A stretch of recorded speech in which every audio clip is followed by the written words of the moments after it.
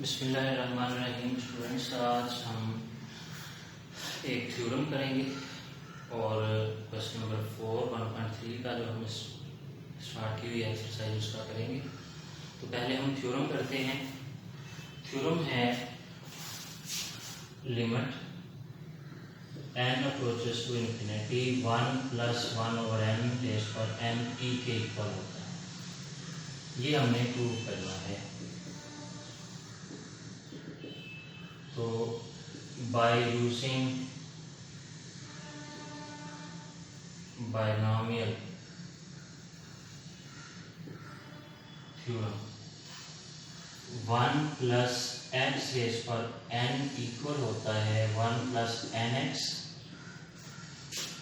n into n-1/2 factorial x² plus n into n-1 into n-2 over 3 factorial x³ plus so। अगली term होगी n into n-1 into n-2 into n-3 over 4 factorial। अगले step में n-4 तक और 5 factorial तक जाएंगे। तो फिर ये जो है n approaches to infinity 1 + 1/n raise पर n किसके इक्वल होगा। यहाँ पे देखिए x की जगह 1/n है, तो इसमें जहाँ जहाँ पे x है वहाँ वहाँ पे हम क्या पुट करेंगे 1/n। लिमिट लिखेंगे n approaches to infinity 1 + n into 1/n n into n-1 over 2 factorial 1/n square. x square है तो ये 1/n स्क्वायर बनेगा n into n-1 into n-2 over 3 factorial 1/n³ plus so। अब इसको मजीद लेके चलेंगे n approaches to infinity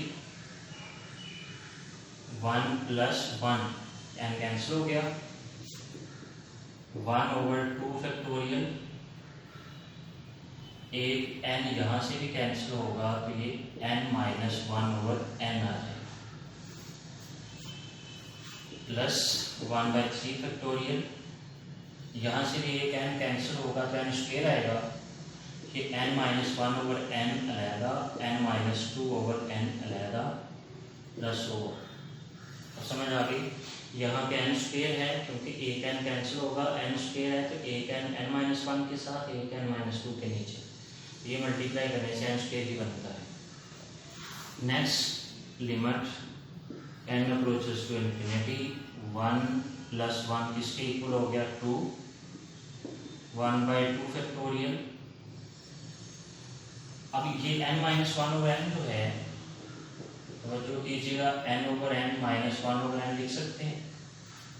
तो जब n/n करेंगे तो कैंसिल होके क्या आ जाएगा 1-1/n 1/3 फैक्टोरियल। यहाँ भी 1-1/n इंटू 1-2/n। अब जब लिमिट अप्लाई करेंगे तो यहाँ पे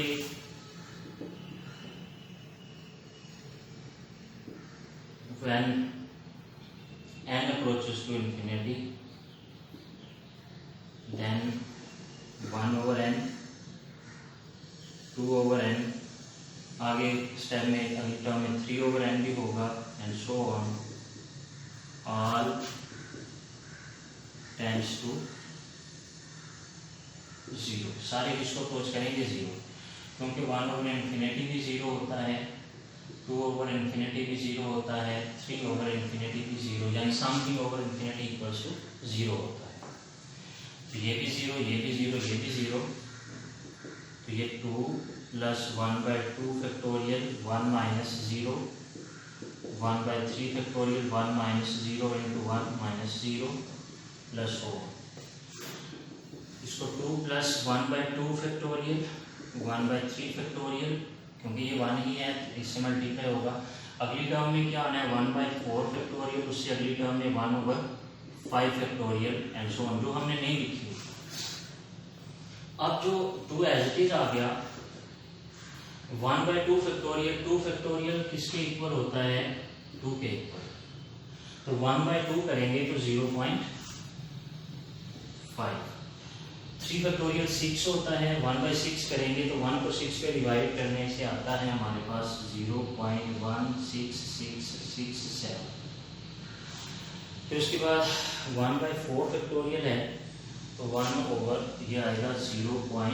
यानी 4 फैक्टोरियल 24 होता है, 1 को 24 पे डिवाइड करेंगे तो 0.41667 प्लस 1 आएगा। आगे हमने नहीं लिखा, इनको सबको ऐड करेंगे तो ये आएगा 2.718281। अप्रॉक्सीमेटली हम इतने लिए लिखे। अब देखा जाए कि अप्रॉक्सीमेट वैल्यू ऑफ ई की यही होती है 2.718281। ये ई की अप्रॉक्सीमेट वैल्यू है तो यही है। इसका मतलब ये जो हुआ limit n approaches to infinity 1 + 1/n raise पर n इक्वल्स टू e। ये e के इक्वल साबित हो गया। अब इसी की एक डेरिवेशन है, इससे और फार्मूला यानी ड्राइव करेंगे हम तो वो आएगा x approaches to 0 1 + x whole power 1/x equals to e। यानी हम इसमें पुट करेंगे 1/n इक्वल्स टू x, तो n किसके इक्वल होगा? 1/x के इक्वल होगा। When n approaches to infinity, जब n इंफिनिटी को अप्रोच करेगा देन x अप्रोचेस टू 0, क्योंकि जब यहाँ इंफिनिटी पुट करेंगे तो क्या आ जाएगा? 0 आ जाएगा, तो x 0 को अप्रोच करेगा। तो फिर ये बनेगा लिमिट x अप्रोचेस टू 0 हो जाएगा, 1 + 1/n की जगह x आ जाएगा, n की जगह 1/x आ जाएगा और किसके इक्वल? e के इक्वल आ जाएगा। तो ये दो फार्मूला जो हैं क्वेश्चन नंबर 4 में हम यूज करेंगे। ठीक है, तो क्वेश्चन नंबर 4 हम स्टार्ट करते हैं।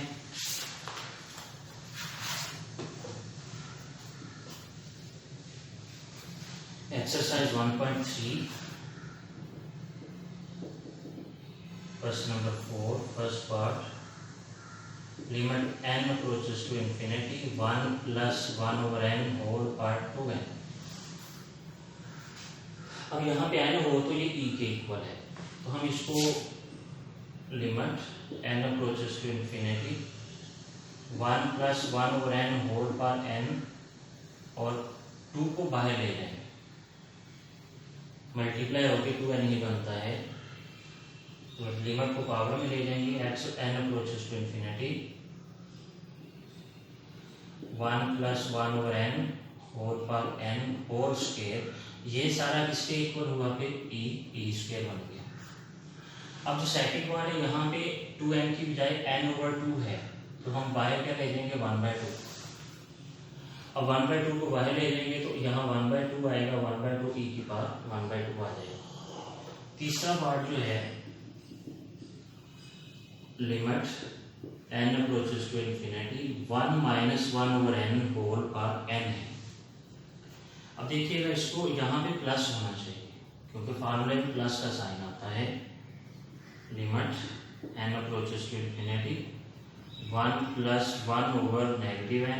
1/-n whole power -1।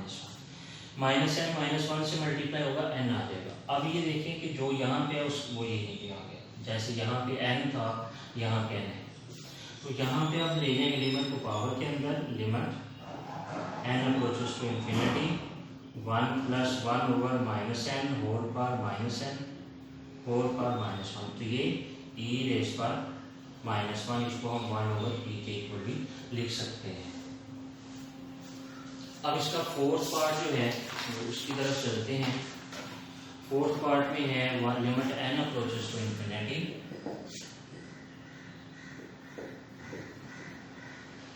1 + 1/3n whole power n। यहाँ पे 3n है तो पावर में भी 3n होना चाहिए, इसलिए हम पावर को 3 से मल्टीप्लाई और डिवाइड करें n approaches to infinity 1 plus 1 over 3n whole power 3n into 1 by 3, power को 3 से मल्टीप्लाई और डिवाइड किया।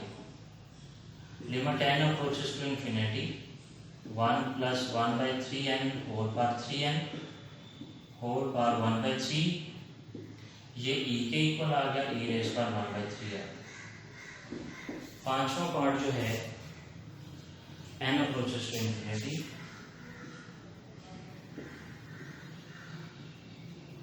1 plus 4 over n रेज पर n, यहाँ पे 4 over n है तो पावर में n over 4 होना चाहिए, तो इसको हम limit n approaches to infinity 1 plus 4 over n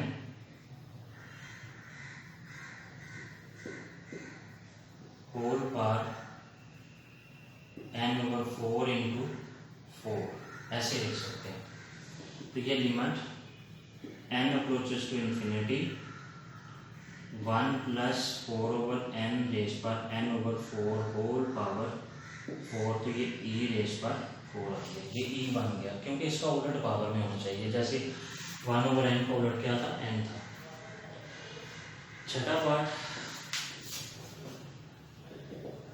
अब छठे पार्ट में है लिमिट x approaches to 0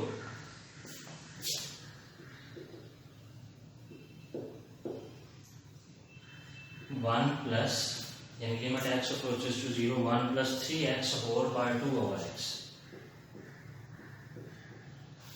अब यहाँ पे 3x है, यहाँ 1 by 3x होना चाहिए, दूसरा फार्मूला जो हमने ड्राइव किया था वो इसमें यूज करेंगे।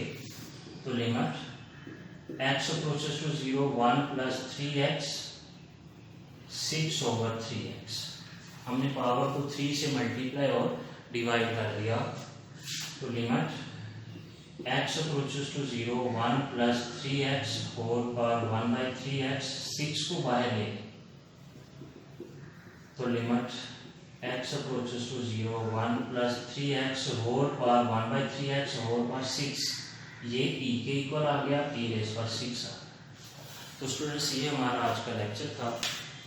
अब इसके 5 पार्ट्स जो हैं वो रिमेनिंग हैं और अगले लेक्चर में इंशाल्लाह वो भी हम करेंगे, और एक थ्योरम भी रहता है वो भी हम करके इंशाल्लाह फिर 1.4 पे चलेंगे। अल्लाह हाफिज़।